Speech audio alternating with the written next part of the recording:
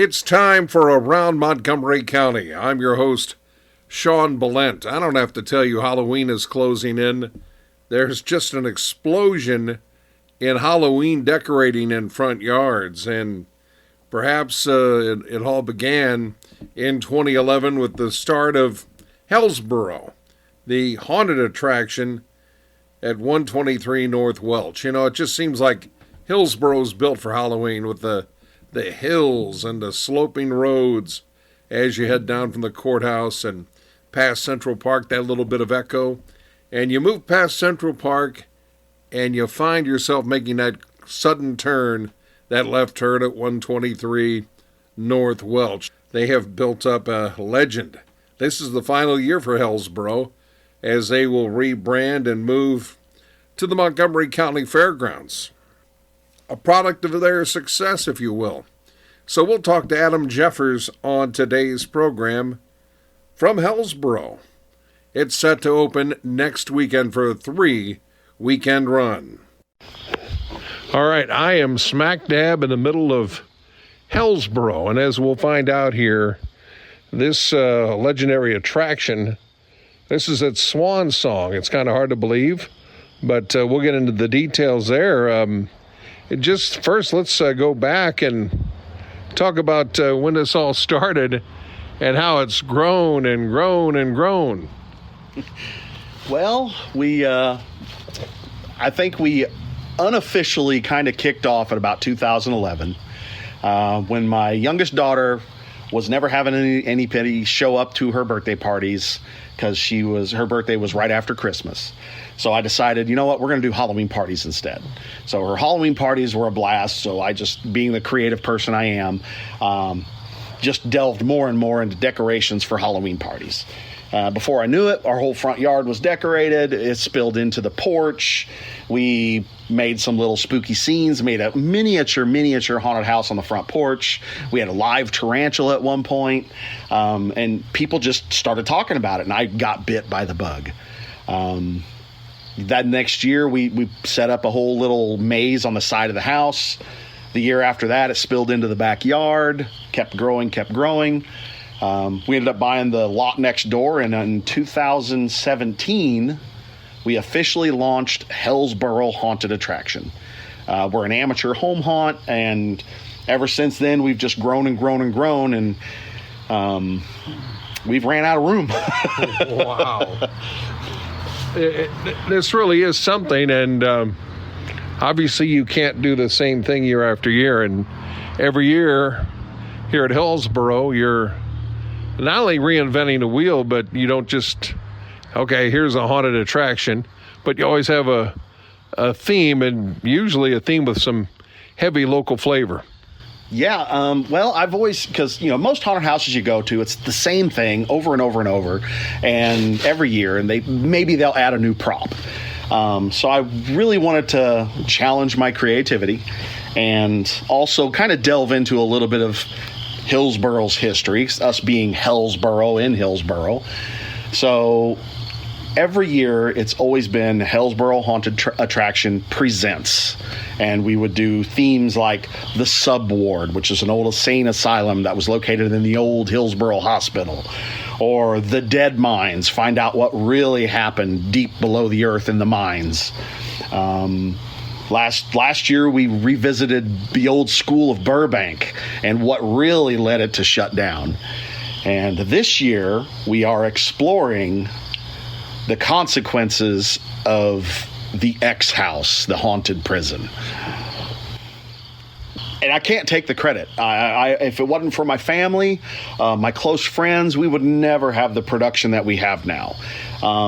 This is as amateur as you can get, but as big as an amateur establishment can be, I guess. We take a lot of this seriously.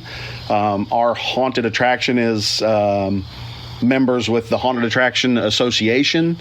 We went through the National Trade Show and got our haunt safety certification.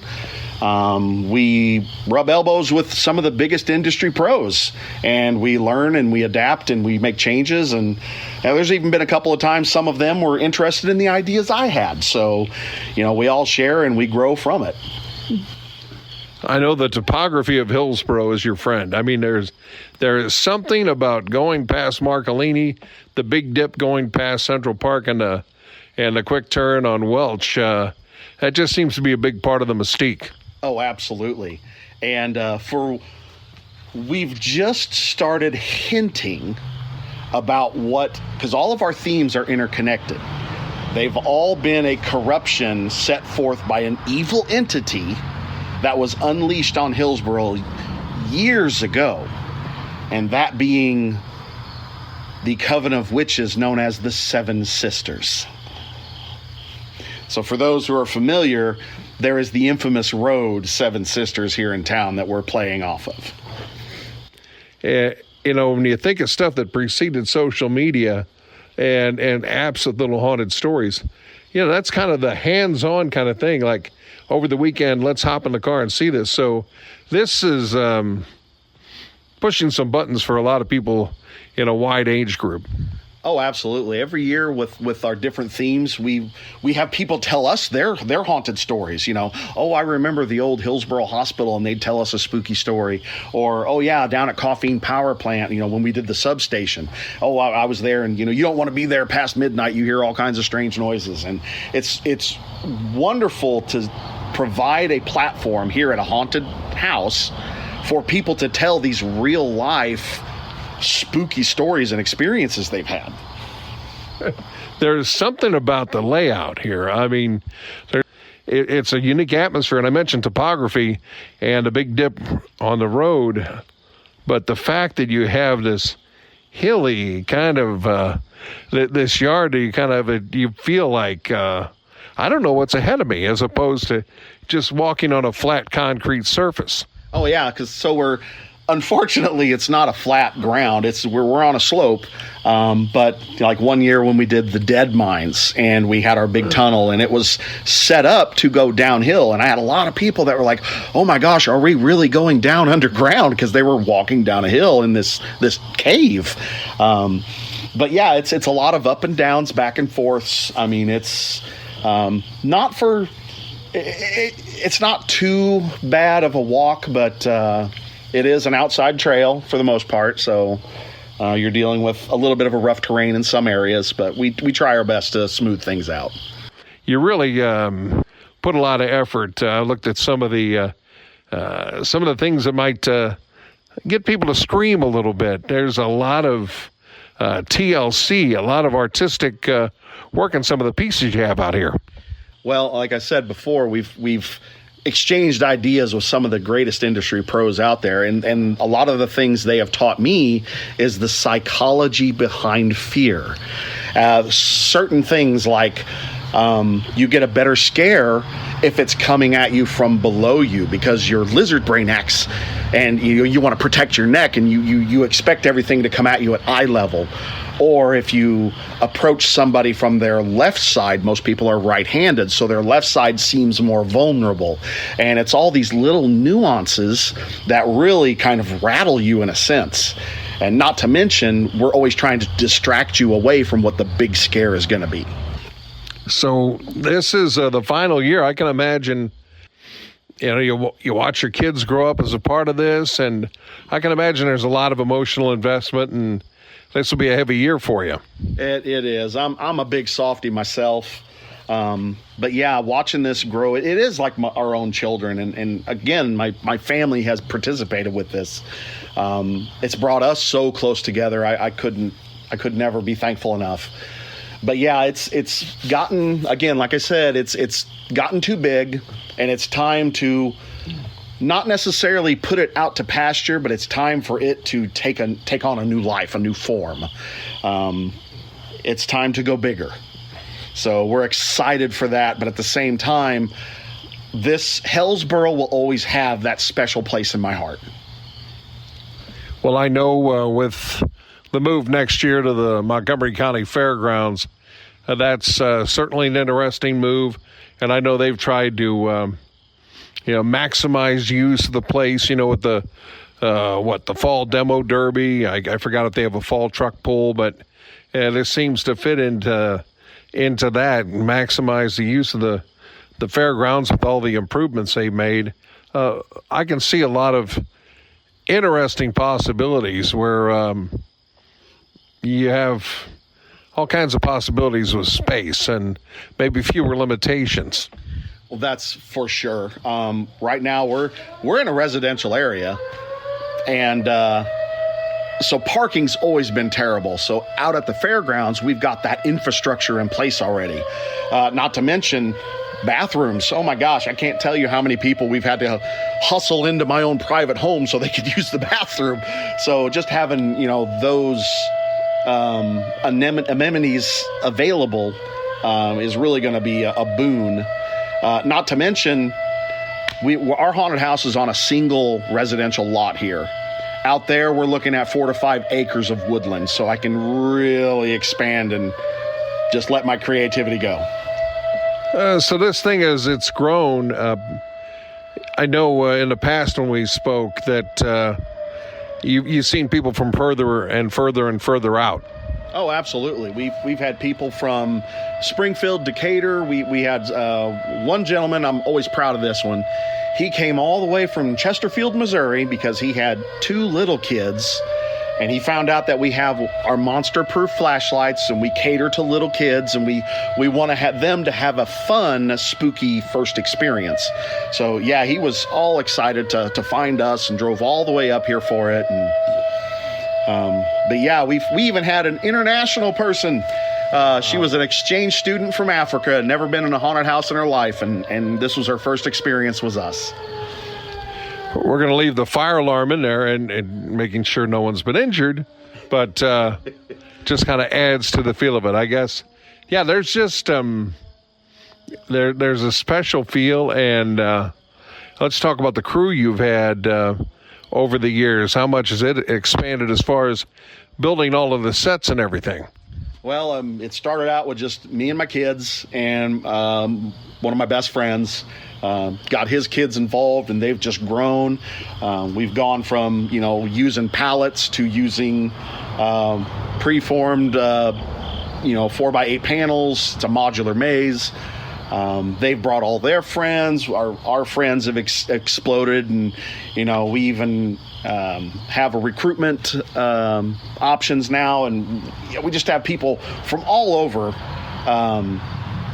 offering their talents and their know-how and their artistic input. So it really is a collection of creative people, which is amazing. You've always done a great job of promoting with the occasional appearances in the Old Settlers Parade. I mean, it looked like 28 days later there, the one year I saw it. And, you really have a lot of fun promoting this year-round. We do. We absolutely do. And, we try to be as involved as we can with other Hillsboro entities as well. I remember one year we helped out with a spooky graveyard bike ride that we were reached out to, and we had a couple of our actors out at the graveyard. So when people, drove their bikes out there, we were distracting them, and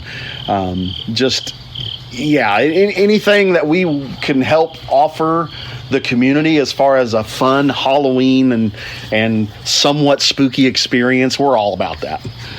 Well, let's talk about some of the tough things you're dealing with right now in the haunted industry, we'll call it. It gets harder and harder to pull it off with, outside forces out there. That it does.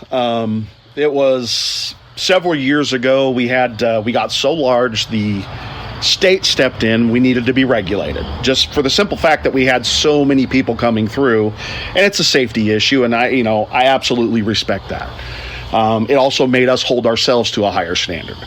But with those regulations comes pretty, tight restrictions, like, the insurance issue. Across the haunted attraction industry from East Coast to West Coast, the insurance companies decided that they could just charge what they wanted, and everything shot up, 800%, literally 800%. And so fortunately, us being members of the Haunted Attraction Association, we had this group of people that were able to help us while helping everyone else and find, reasonable rates in tough times, which is partially why we needed to change the format that we have now and move out to the fairgrounds and kick off something bigger and better. That's another thing. This is not just a squared off series of rectangles. You've got some curves and you've got some things that might just get rid of the the whole mindset of, I know these work, I've got this figured out. Yeah, I mean, you go to these big professional haunts and everything is square and very modular, which in a way we are. But at the same time, we wanted it to seem like you're lost somewhere. You're out in lost in the boonies and you stumbled across the old hillbilly murder shack and it's a falling apart shambles and you're afraid to take that next step because is that board going to fall on me, is that wall going to collapse? And it's all done to look that way on purpose. It's something. I mean, your house is next door, there's a house on the other side, and yet once you step in here you really feel like you're in another world. Well, I hope that's the case. That's, we work on it all year long. We never stop working on this thing. Even though the walls are up, every year when we change themes, we change the entire layout of the inside of the haunt. So none of the rooms are the same. One year you might enter the haunt and go to the left. Next year you'll enter the haunt and go to the right. The third year you'll enter the haunt and go down a long hallway and then have to circle back around. And every year I always have little kids, when those first double doors open, they're always going, oh wow, look how different it is now. And we love that. We absolutely love it. Well, what's been your favorite part of this whole thing? I mean, I know you mentioned kids and... Absolutely. My absolute favorite thing is seeing the little kids come through so, afraid and anticipating that fear. And I love building them up and giving them the tools to kind of conquer that fear. And when they exit at the end and they're laughing and they're proud and their families are high-fiving them, and that's just, that's why I do it. That, or on top of it, when the little group of kids come in and they, they'll come in close and whisper like, hey, get my mom. And then it's like, well, you absolutely, buddy. We'll make sure, Gare. All right. You're opening soon. Just, again, what are the dates? 3 big weekends, I believe, right? Yep. So we're going to open the 17th and 18th. And then it's the next weekend after that, which is, what is that, the 23rd, I think? And then we will open for the 30th, 31st, and because it falls on a Saturday, we're going to be open November 1st this year as well. It's always a beautiful thing when Halloween falls on the weekend, isn't it? Absolutely, absolutely. Those weekday Halloweens were always rough when you got to work that day or work the next day. All right, where can folks find out more about the final edition of Hillsboro? Well, you can check us out we're on Facebook. You can go to hillsboro.com. We have all our information on there, our hours, our dates, any particular needs you may have. We will always try to meet with the haunt. Say you got a person coming through with a wheelchair, we'll figure that out. We try to be as ADA compliant as we can. So, yeah, hillsboro.com. Well, it wasn't a finished product, but I was so impressed by the 2025 plan for Hillsboro. I think you'll enjoy it and maybe scream a little. That is a wrap for Around Montgomery County. Once again, thanks to Adam Jeffers and his family for making magic happen in Hillsboro.